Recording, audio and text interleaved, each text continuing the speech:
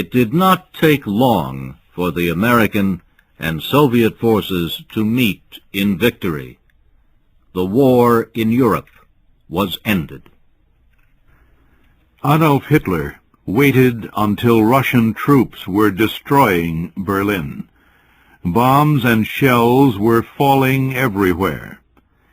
Hitler took his own life by shooting himself in the head. 1 week later, the German army surrendered officially to Eisenhower and the Allies.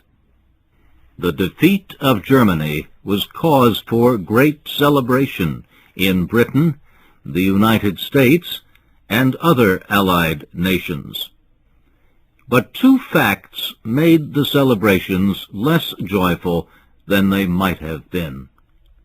One was the discovery by Allied troops of the terrible German death camps.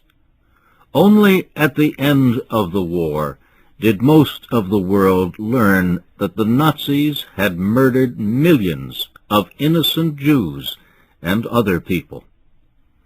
The second fact was that the Pacific War had not ended.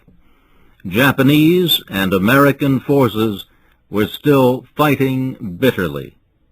That war in the Pacific will be our story next week. American military planners had to make an important decision when the United States entered the Second World War in late 1941. They could not fight effectively at the same time in Asia and Europe. They decided to use most of their forces to defeat the German troops of Adolf Hitler.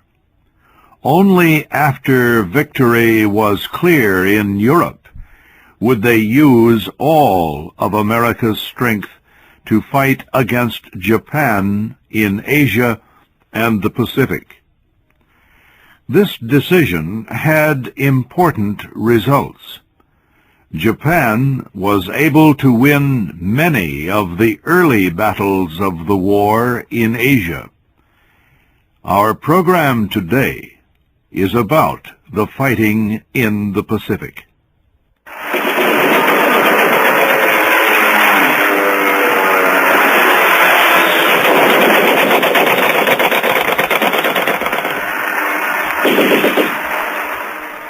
Japanese planes. Out of the sky they came, suddenly, secretly, bombing the American military base at Pearl Harbor, Hawaii, in a deadly attack. The Japanese raid in December 1941 marked the beginning of several major victories for Tokyo. The Japanese destroyed Pearl Harbor. They attacked American bases in the Philippines and destroyed those too. Within days, Japan captured the American island of Guam. Japanese troops landed in Thailand, marched into Malaya, and seized Hong Kong. The Japanese moved into Indonesia and Burma. Even Hitler's troops in Europe had not moved so quickly or successfully. As one American historian wrote later, the Pacific Ocean looked like a Japanese lake.